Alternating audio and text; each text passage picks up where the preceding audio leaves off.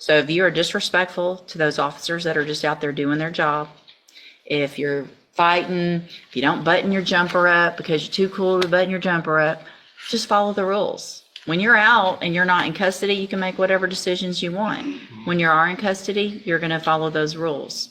If you don't, again, that's part of your probation now, is that you follow all of those rules and don't get in trouble. You could be back in here on a motion to revoke your probation before you ever hit the streets again.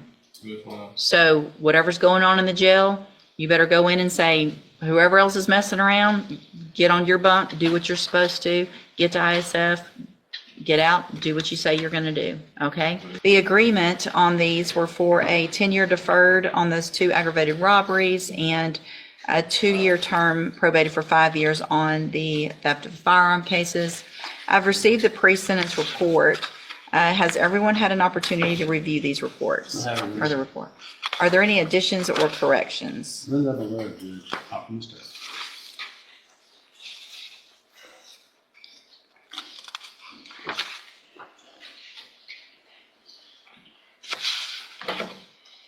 So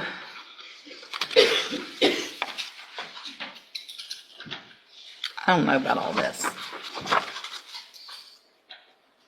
Not real sure I want to go along with this plea agreement. Mr. Johnson? Yes, ma'am. I promise that I'll do right this time. This time? Yes, ma'am. You have been in trouble for breaking into people's cars, stealing guns, shooting at people over and over and over again. Yes, ma'am. God can show me that this is not nothing I want to do in life. When did he show you that? Being in jail, incarcerated. You've been in jail before. You didn't find God when you were there before? Yes, ma'am. I'm not making no excuses. Here's the thing. I hope you have. Yes, ma'am. I hope that you have found him. The problem is you lose them when you get out of jail. Yes, ma'am. And that's what a lot of people do, is when you're looking at time and you're incarcerated, and you're like, oh, I don't want to do this. And then you get out and you go start doing the same thing because you think you're cool and you're going to go steal guns and you're going to shoot at people when they... You're lucky you're not here for murder. Yes, ma'am. I gotta be here for my little girl. I can't mess up no more. I can't afford to. You're how old? 28. You're 28. Yes, ma'am. You're way older than old enough to know better. Yes, ma'am. You know, this is something I see a lot of times with these 15, 16, 17, 18-year-old kids.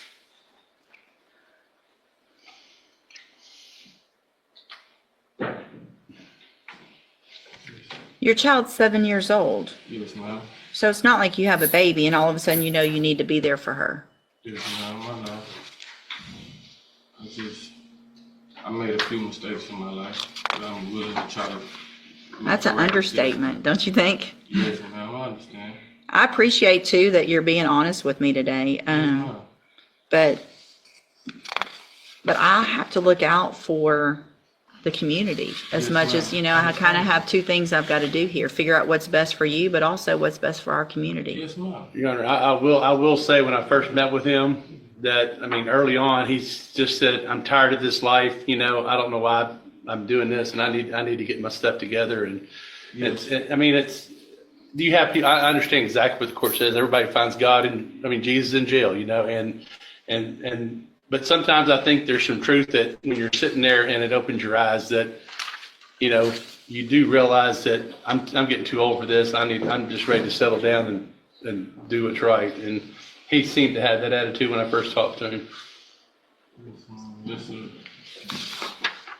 I mean, I just ask if you give me one chance, just one chance to prove myself.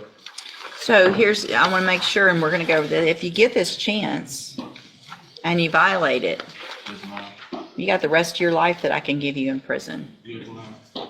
And when I have to spend some time and it bothers me, a lot of times I don't remember. People say, oh yeah, you remember when you put me on probation? I don't.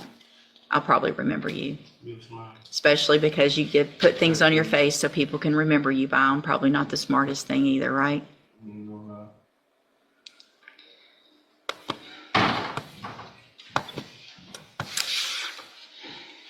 Okay. Any reason not to go forward with sentencing, Mr. Smith? All right, so here's what I'm going to do, Mr. Johnson, because of my concerns. Yes, ma'am. I'm going to give you an opportunity, but I'm going to hopefully give you some tools to be successful. Yes, ma'am. I'm going to find in each of your cases that you enter your pleas of guilty freely and voluntarily, Yes, ma'am. and find sufficient evidence to find you guilty. In cause number 250330, defer all proceedings, place you on probation for a period of 10 years. Yes, ma'am. You're ordered to pay a $500 fine and to follow all of the rules and conditions of probation. And I'm going to go through certain conditions in a few minutes. In cause number 250331, find sufficient evidence to find you guilty. However, I'm going to follow the agreement, defer all proceedings, place you on probation for 10 years. You will pay a $500 fine in that case as well and follow all of the rules and conditions of probation. In cause number 250408, find sufficient evidence to find you guilty, and at this time find you guilty of theft of a firearm. Sentence you in accordance with your agreement to a term of 2 years in the state jail prison, but probate that, you'll be on probation for 5 years in that case. You're also ordered to pay a $500 fine and to follow all of the rules and conditions of probation. Cause number 250409, also find sufficient evidence to find you guilty, and at this time find you guilty of theft of a firearm. Sentence you in accordance with your agreement to a term of 2 years in the state jail prison, but probate that for 5 years. And you're ordered to pay a $500 fine in that case and follow all of the rules and conditions of probation. One of the conditions of your probation in each of your cases is going to be that you enter and successfully complete the cognitive track of the ISF program. That's a 90-day program, so you're not getting out today. But I'm doing this to continue you hopefully making the better decisions. This program is all about making better decisions.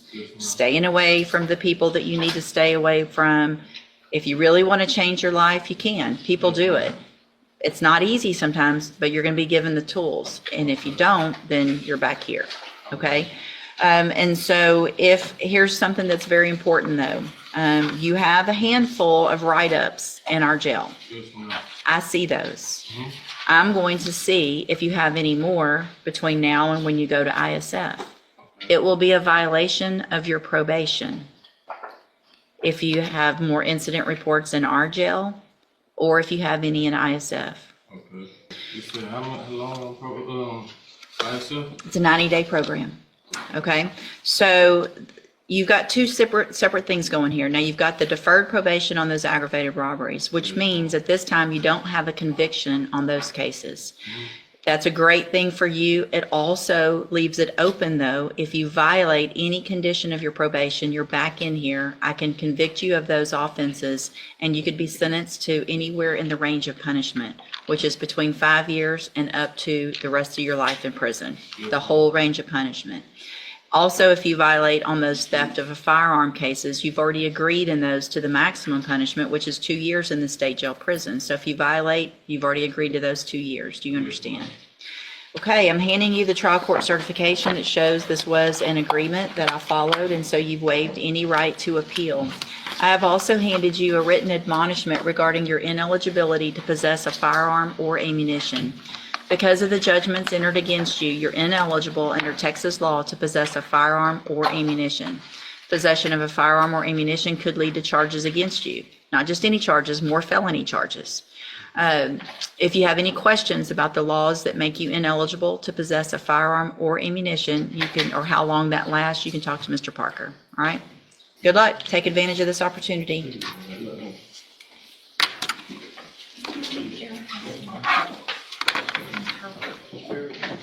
What? Oh, okay.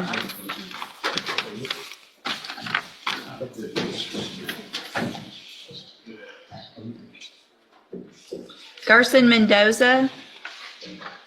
Mr. Lewis.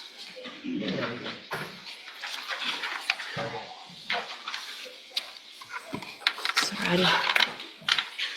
I'm sorry, I didn't realize you were here. Y'all let us know as soon as those are ready, and I'll try to get you out of here. And Ms. Burge, if you'll please raise your right hand, do you swear or affirm that you will truthfully and accurately translate from English to Spanish and Spanish to English?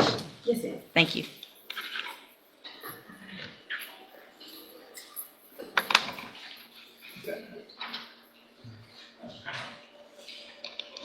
Good morning. Are you Gerson Mendoza?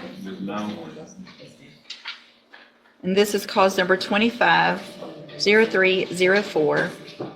Will your client waive the formal reading of the indictment? He does, Judge. Mr. Mendoza, you're charged with the first-degree felony offense of aggravated robbery from December 1st of 2024. And how do you plead to that charge?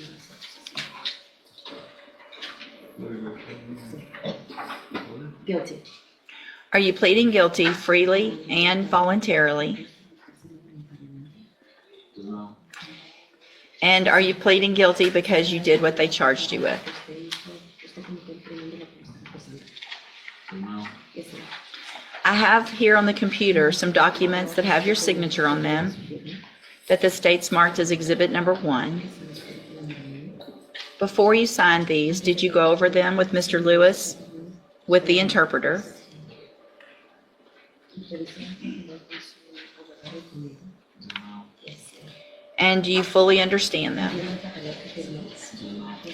And do you understand if I follow the agreement that you made with the district attorney, that you're waiving any right to appeal? No. And it looks like the agreement that you reached is for a 10-year deferred probation, a $1,000 fine, and you would be required to follow all of the rules of probation. Is that your understanding? No. Also, do you understand, if you're not a U.S. citizen, that a plea of guilty or no contest may result in your deportation, exclusion from admission to the country, or denial of naturalization under federal law?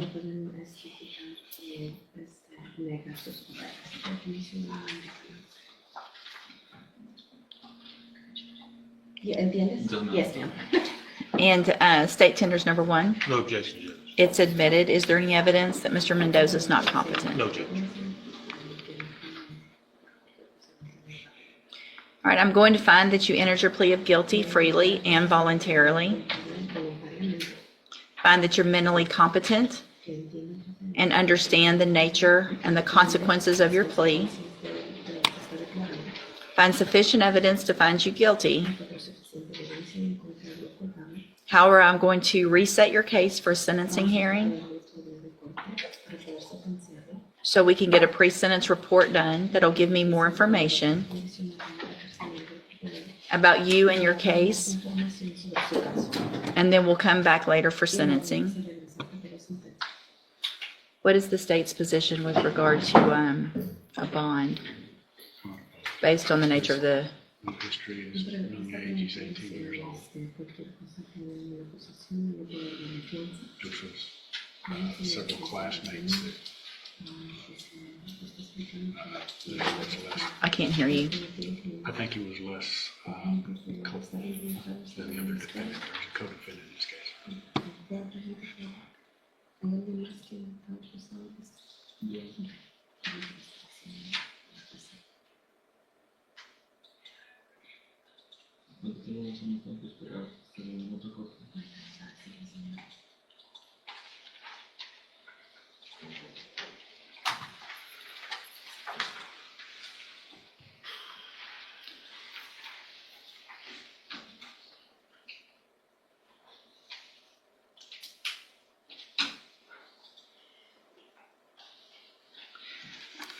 I'm not going to change the bond based on his age and the nature of the offense. A lot of times what I do in these is possibly ISF or something anyway, just because it had to do with a robbery and a weapon, and he's young. So let's just see what the pre-sentence report says.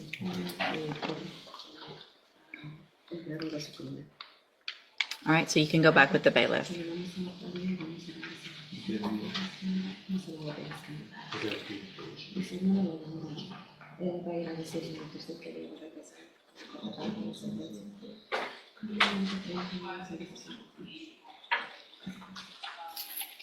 Thank you, Ms. Bursch. Deontay Reed, it's a sentencing, Mr. Lewis. Yes, ma'am.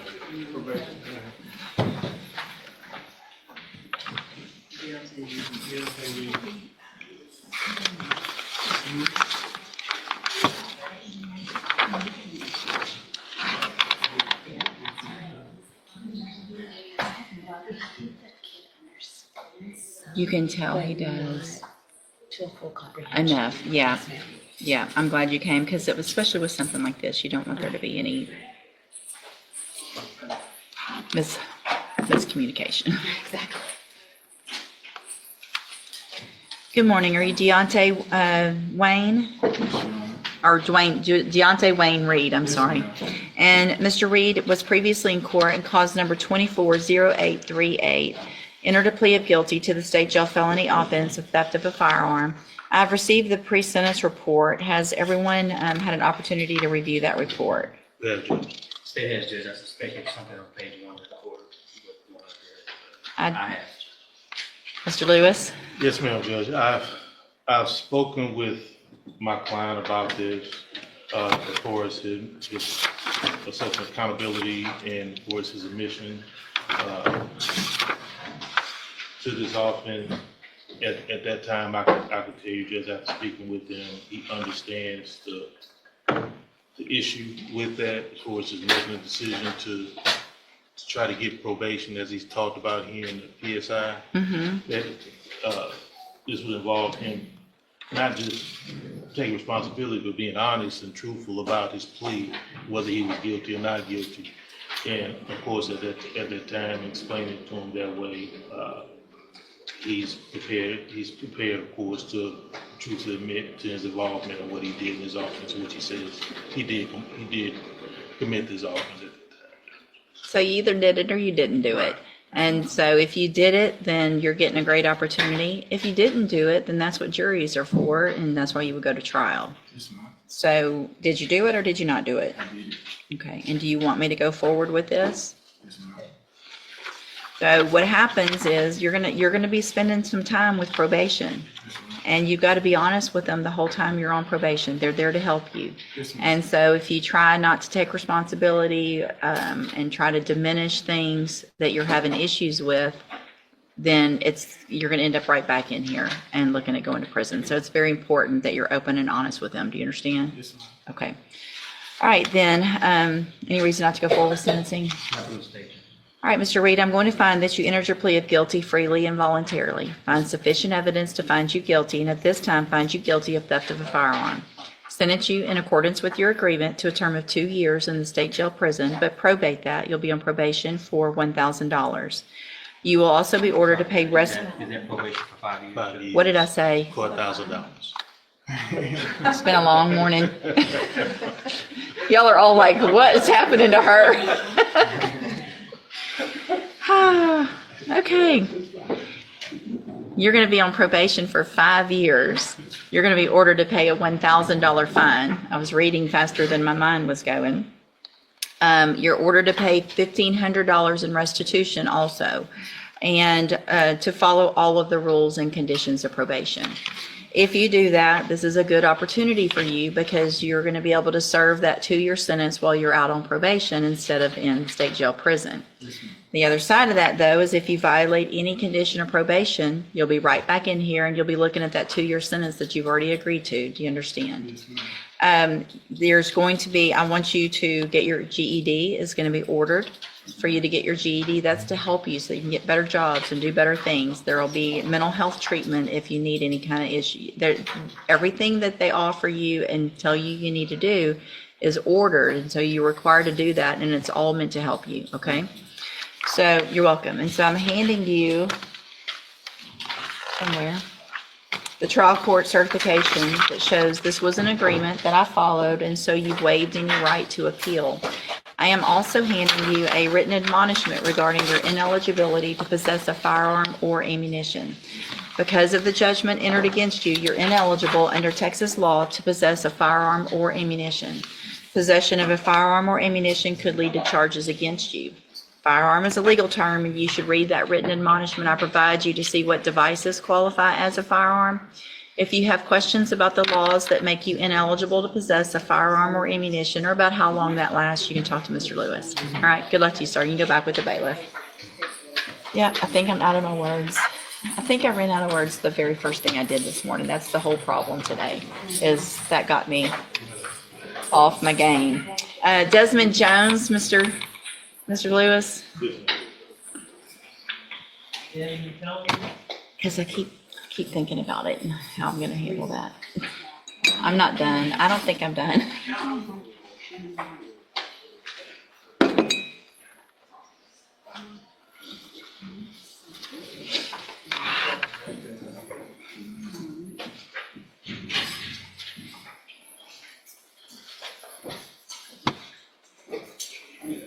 I could tell as soon as I did something, everybody's face went. What's she talking about? Good morning, sir. Are you Desmond Jones? And will your client waive the formal reading of the indictment? He does, Judge. Mr. Jones, in cause number 250610, you're charged with the state jail felony offense of unauthorized use of a vehicle. That's from March 28th of 2025. And how do you plead to that charge? I'm sorry? Guilty. Are you pleading guilty freely and voluntarily? And are you pleading guilty because you did what they've charged you with? I have here on the computer some documents that have your signature on them that the state has marked as exhibit number 1. Before you signed these, did you go over them with Mr. Lewis? Yes, ma'am. Do you fully understand them? Yes, ma'am. And do you understand if I follow the agreement that you've made with the district attorney that you will be waiving or giving up any right to appeal? Yes, ma'am.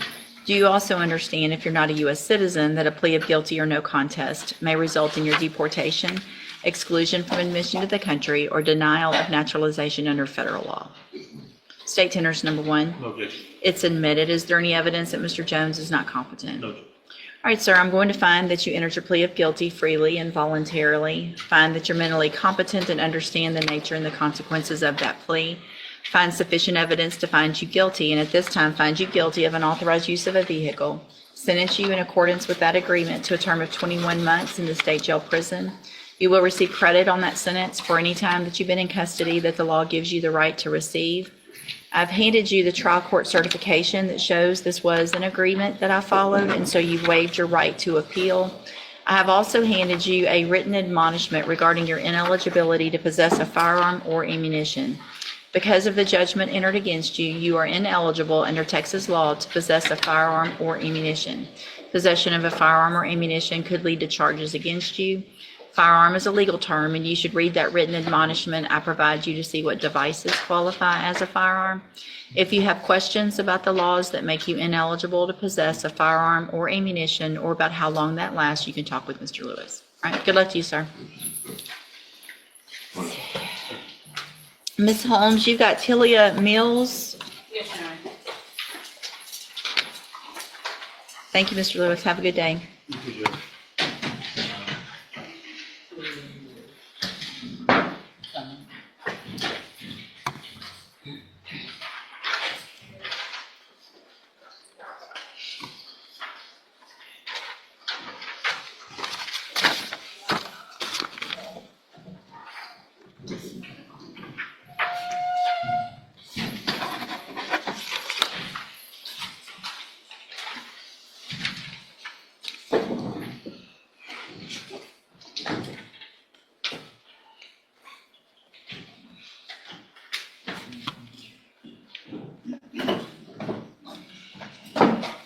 You okay over there?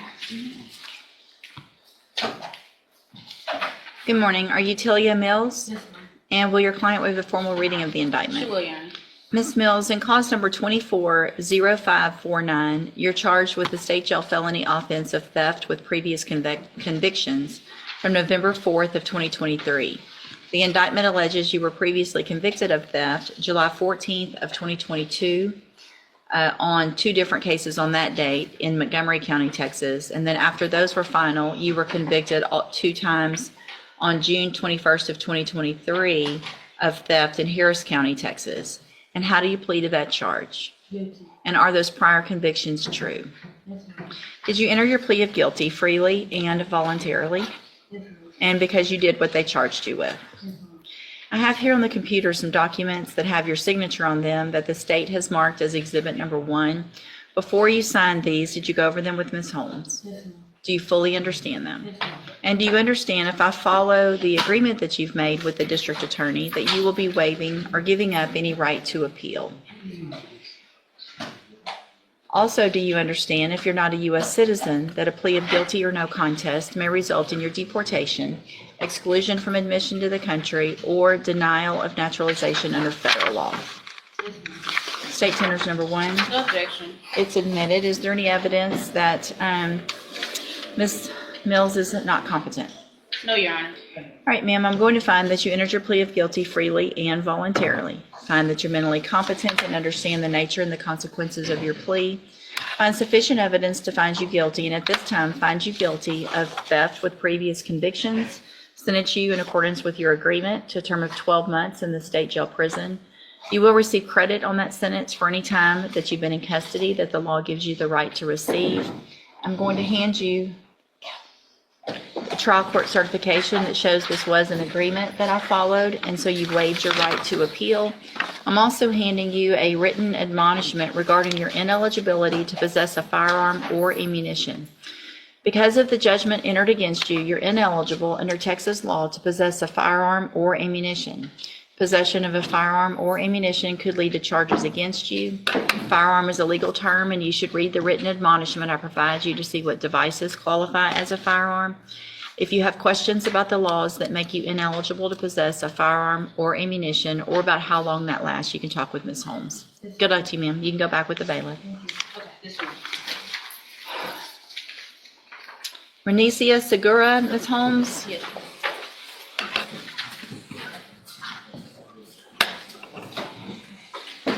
I feel like they've just lots of work. Oh, this is an NTRP. Hand it off.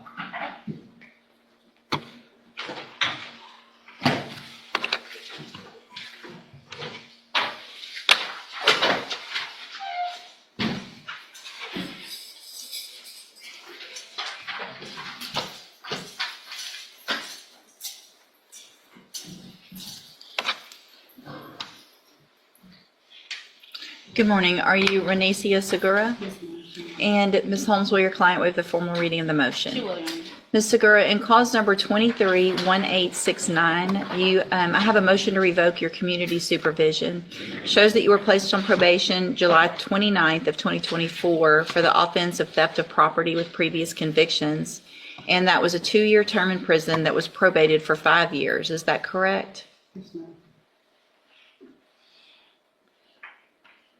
It alleges that you violated your probation. Count 1 alleges that you committed the offense of theft in aggregate amount January 29th, 2025 in Harris County, Texas. And is that true or not true? True. Count 2 alleges that you failed to avoid persons or places of disreputable or harmful character, and that you were at a location, you were arrested at a place where a crime had been committed with individuals who had previously been convicted of crimes. And is that true or not true?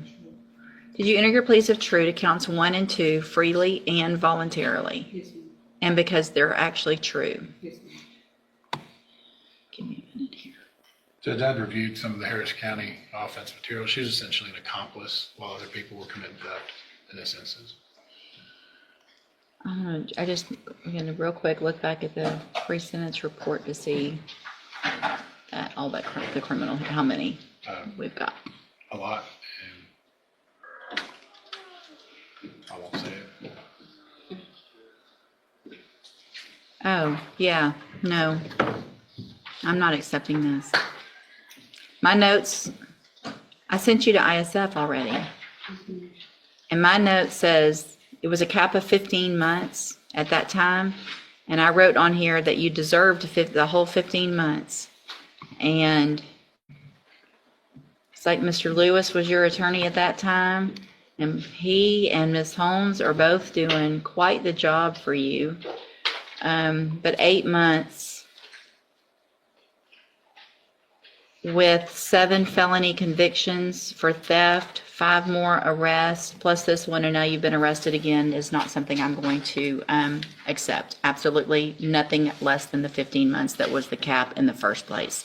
So it's either something like that, or it's an MTRP. I don't have to, y'all go talk about it. I'm deleting the paperwork. All right, go back with the bailiff. If y'all come up with something today, then that's fine. If not, we'll, but I deleted it. You'll need to redo something.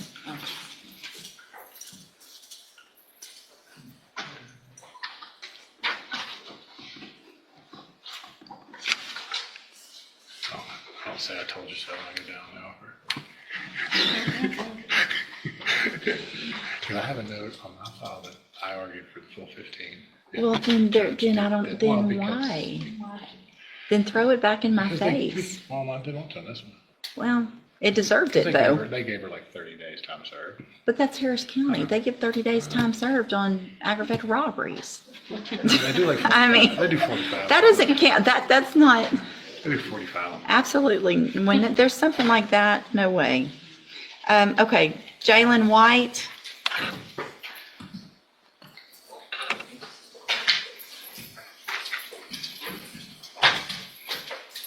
So the offer, we're unagreed on the type of probation. So Okay. State's offering straight, we're asking for deferred. So it is an agreement with regard to probation, just not the type. Okay, thank you. All right, so are you Jalen White? And will your client waive the formal reading of the It indictment? will, Your Honor.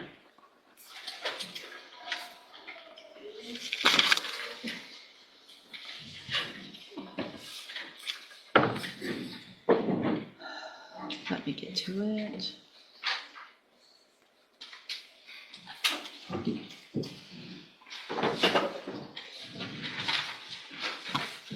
Mr. White, in cause number 24-0038, you're charged with a third-degree felony offense of possession of a prohibited weapon from July 7th of 2023. And how do you plead to that charge? Guilty.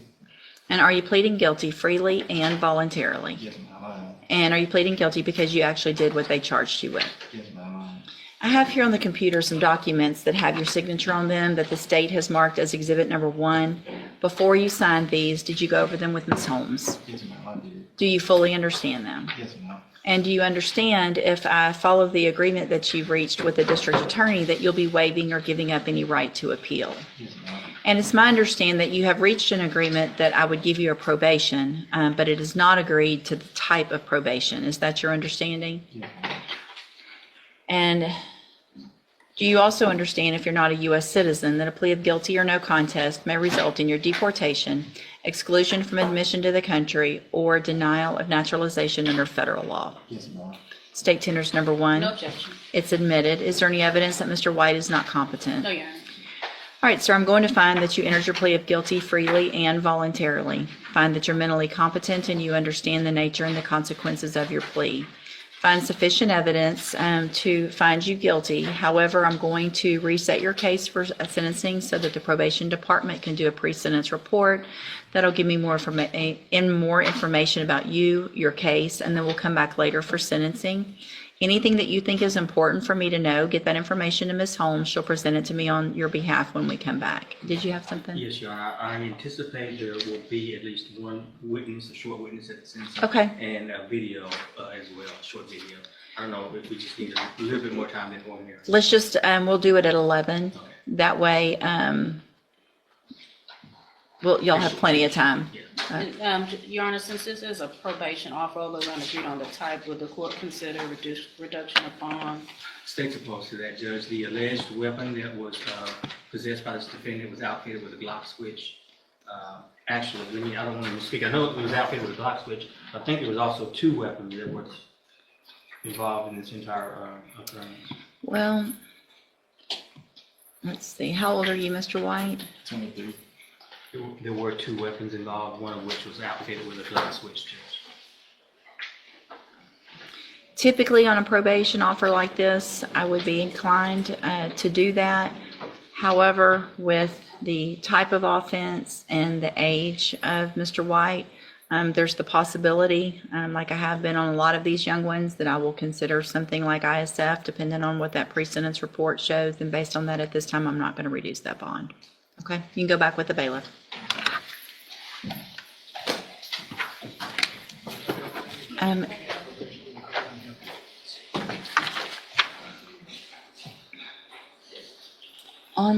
On Segura,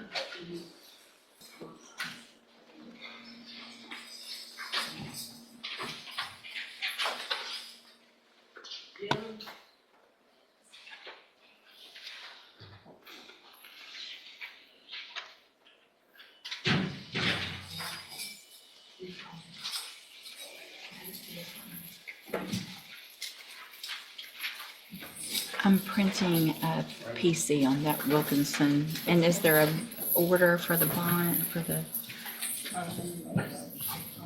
All right, are you Dylan Wilkinson? Yes, ma'am. And Mr. Wilkinson is charged in cause number 250260 with deadly conduct, discharging a firearm. And Ms. Holmes has filed a motion asking that I reduce the bond, which is currently set at $100,000. There was a non-appearance, is that correct? A bond forfeiture for non-appearance. And that's what we'll address here, because he bonded out in Smith County, so he actually did post the bond, but Jefferson County apparently didn't get word of it. So he was in custody in Smith County, posted bond, but still had the warrant here. And so when he came to Jefferson County, he was rearrested. And then it was set at 100,000. But I show there was a bailiff's call. There was a court date set. Yeah, there was a court date set that, on May 19th of 2025. There was a court date and a bailiff's call, and he was not here. I never knew. Per the bondsman, after I had spoken to her, she said, basically, she told me on the ISTC phones there at the jail when I got arrested this time, she said that Jefferson County was highly pissed I had gotten, I was able to make bail, and that for 4 months that they had not known that I was out on bail. And then she said I needed to take care of the stuff in Jefferson County and that she was no longer my bail bondsman. And that was the last time I spoke to her. She doesn't get to say that, so, But, but that's why you probably didn't get that's what she notice of it. This is from a Big Green bail bonds That's the woman I had spoken to. in Tyler. Yeah, Okay, Because I wasn't sure yeah, why. that's Smith County. I wasn't Texas. exactly sure why I was rearrested again. And she never really could give me a straight answer. and she never told you about a court date. No, ma'am. And you're saying I had a court date on what date you said? May 19th. This one might have been the court date. What were you arrested for in Smith County? The charge from here. That's what he turned himself in Smith County, thinking he posted the bond, but Okay. I don't know.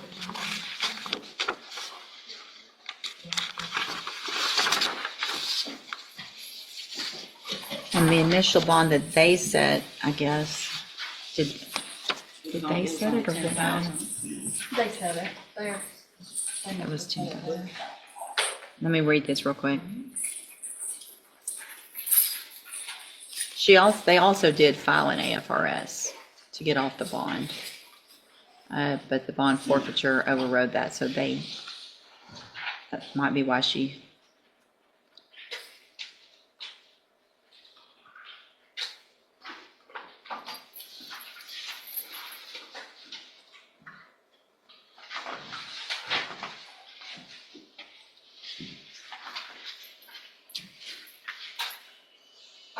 For everyone's information, I'm reviewing the probable cause affidavit, which obviously makes me have some concern on what the allegations are that you did. So where do you live? I'm going to be staying with my mother. With your mom? Yes, ma'am. Where's that? One straight over for Brinkman Drive in PA. In Port Arthur? Yes, ma'am. What is the address? 3965 13th Street. 396532. And what is your mom's name? Monica Osman. What's the last name?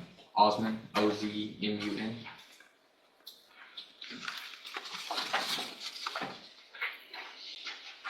Is there any criminal history that you know of? There's a misdemeanor DWI conviction and a very extensive juvenile history from Henderson County. Okay. Several adjudications for unauthorized use of motor vehicle and burglary vehicle. And I believe those were over 10 years ago. It can't be that long ago because he's only, He's 25. okay. I think they're Yeah. around 2015. Okay. And the complainant, is my understanding, she doesn't live here, she lives, in the reports, it states she lives around like the Dallas area, like Kemp, Texas, where is that? I think that's up near the Dallas area. Okay. There's two complainants. Yeah. Oh, There's one here and one there. Yes, Your Honor. but the girlfriend lives up near the Dallas area. Haley Murph. Yes, ma'am. When's the last time you had contact with her? It's been at least 9 months to a year. I haven't spoken to her since well over last year. I don't know whereabouts on where she's at. Last time I've heard anything, someone had told me that she was engaged and moving to Colorado.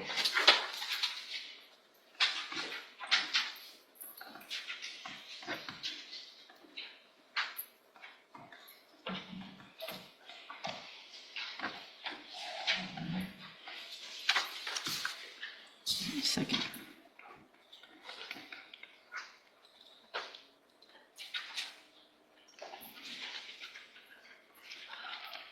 And do you know this Samantha Grant?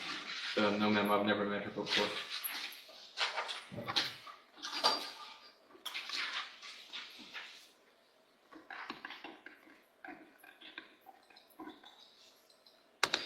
Mr. Nichols, what's your position?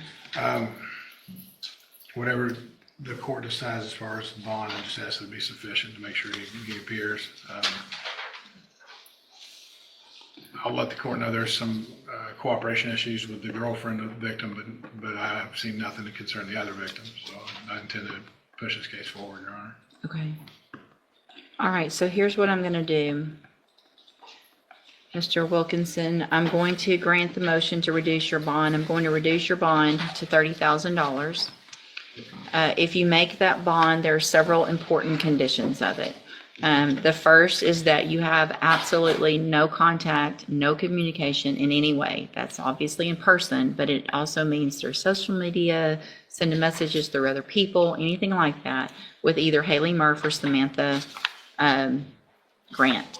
Yes, ma'am. Also, you are going to be ordered as a condition of that bond to live with your mom, Monica Usman, at 3965 13th Street, and that is the only place you can live. You cannot move unless you ask my permission. You're also going to be required to wear a GPS monitoring device at all times and remain in Jefferson County unless you have my permission. Do you understand that as well? Yes, ma'am. All right, any other conditions or? I think that'll do it, Your Honor. Thank you. Yes, ma'am, if you can. Okay, so he does have a job that requires travel, Your Honor. How would that work as far as, do we need to I need contact the this. court? Yep. I want specific information about, you need to get that to Ms. Holmes. And so if you make that bond, a couple things will happen. One, if you make the bond, you need to know now that you will be required to at least try to hire your own lawyer. So that's something you'll need to keep in mind. Ms. Holmes will stay your lawyer unless that happens. But as soon as you get out, if you have a job that requires travel, you need to let her know, employer, get something in writing, where you go, things like that. She'll get it to me through a memo with Mr. Nichols involved in it, and then I'll say yes or no to that. You cannot leave unless you have my permission, so you've got to stay in touch with her. She gets to me, and then you'll see if you, and I mean, we want you working. I just need to know where and what the company is and all that kind of stuff. Okay? Yes, ma'am. All right, you can go back with the bailiff. All right, and- yeah, okay.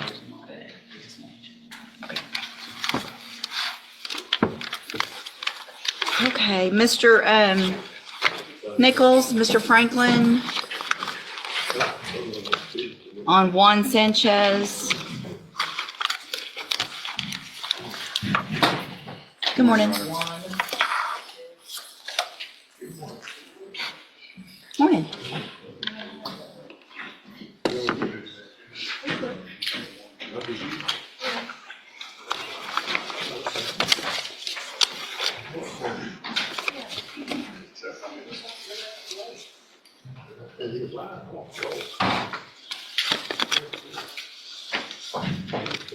Good morning. Good morning.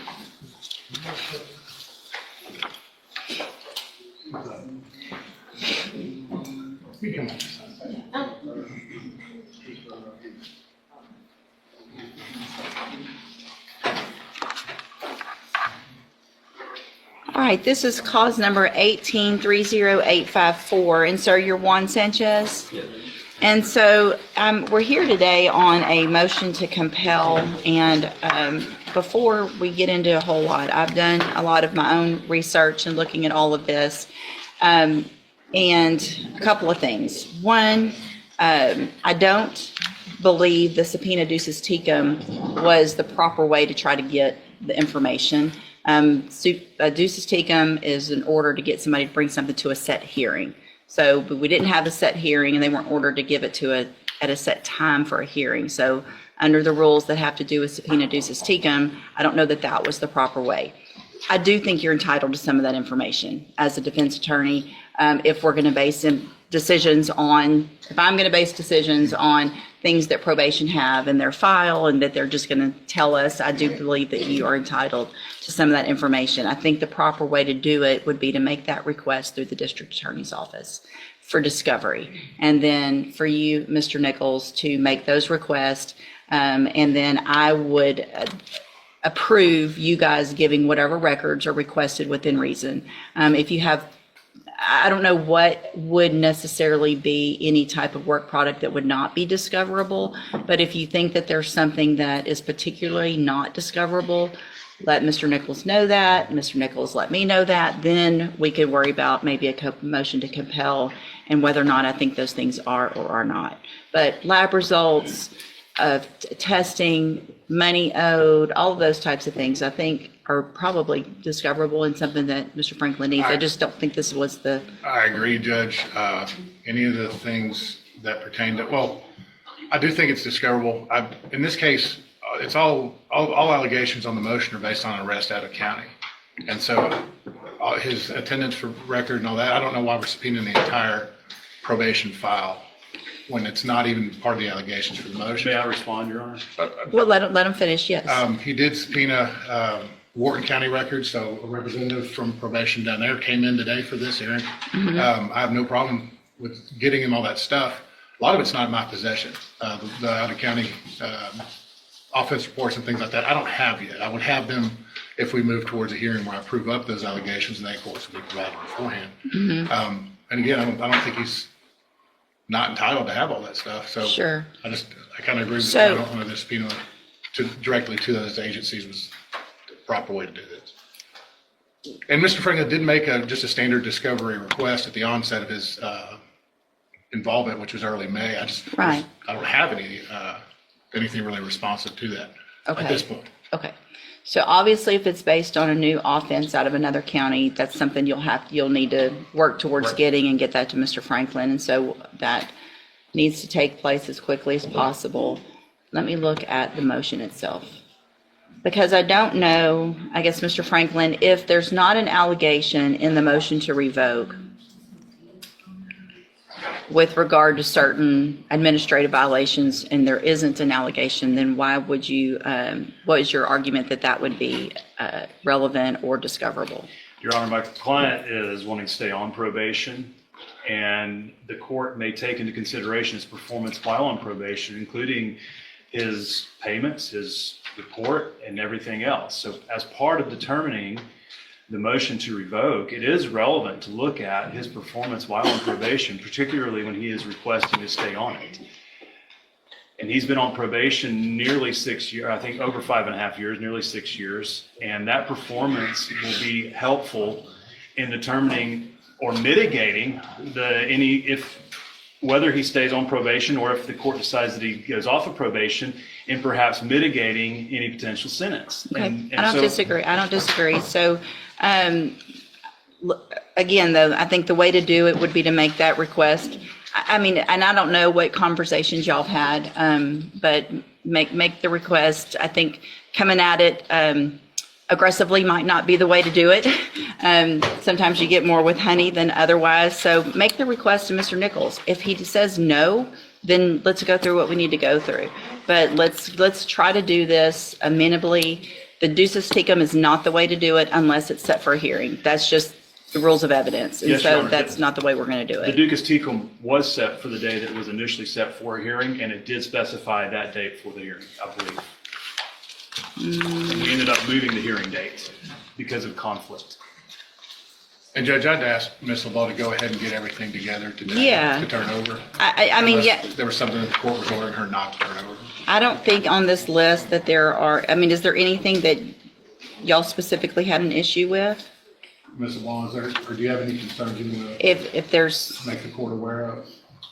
Your Honor, just with the clarification of Our departmental chronologicals, which include, anything that pertains to the case that happens, chrono telephone calls, auto-generated, appointments, reminders, office visits, drug tests, anything that we enter into the system.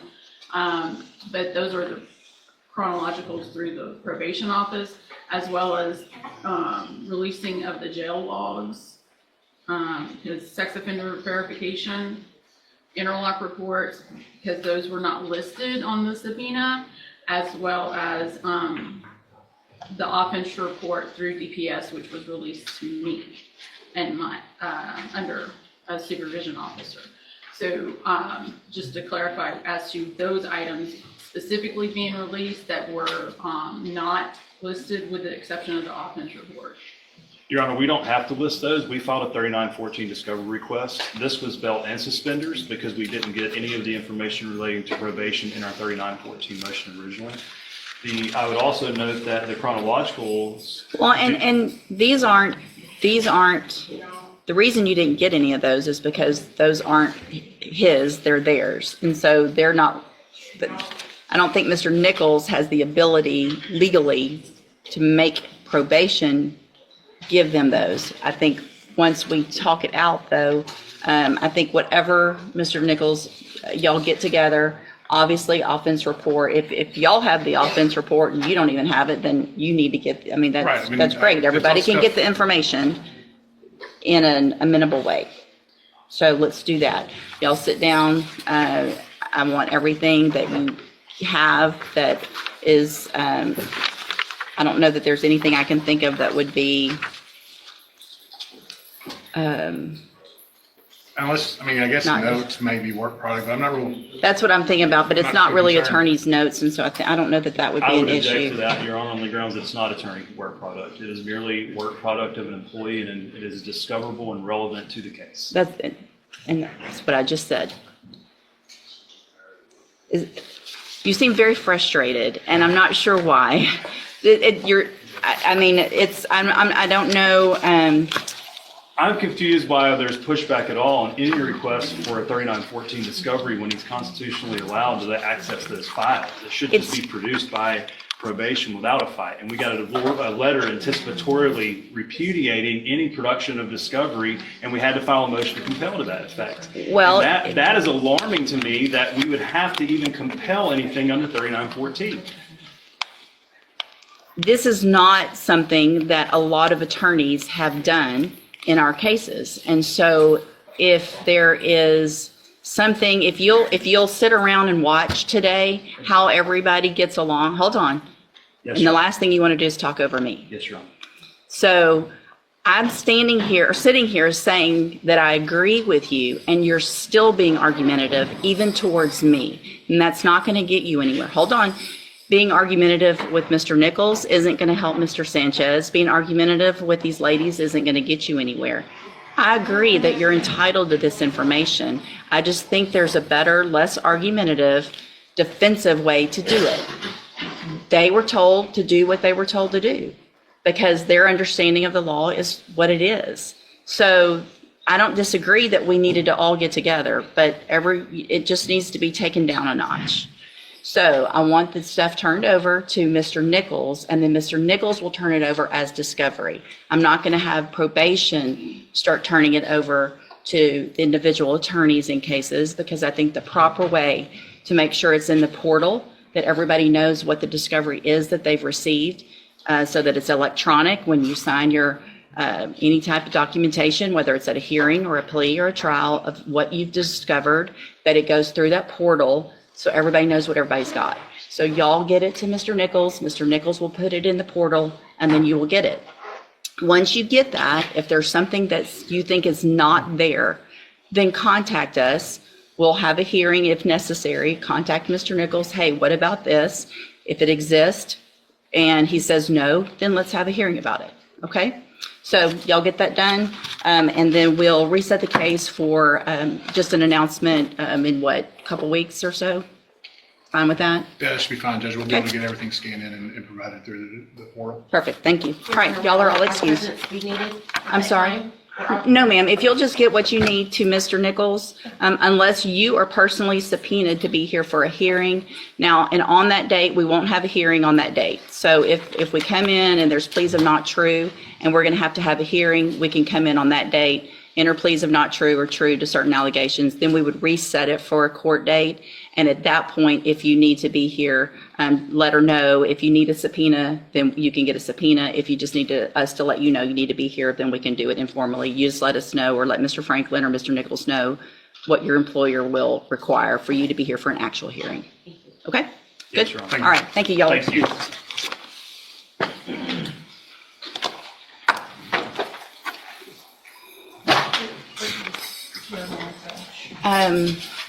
Is she back there with, is Brittany back there? Which one, that's on Mr. Miller?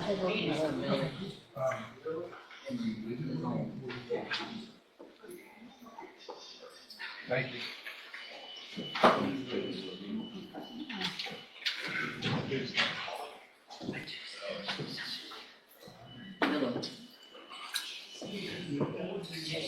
Good morning.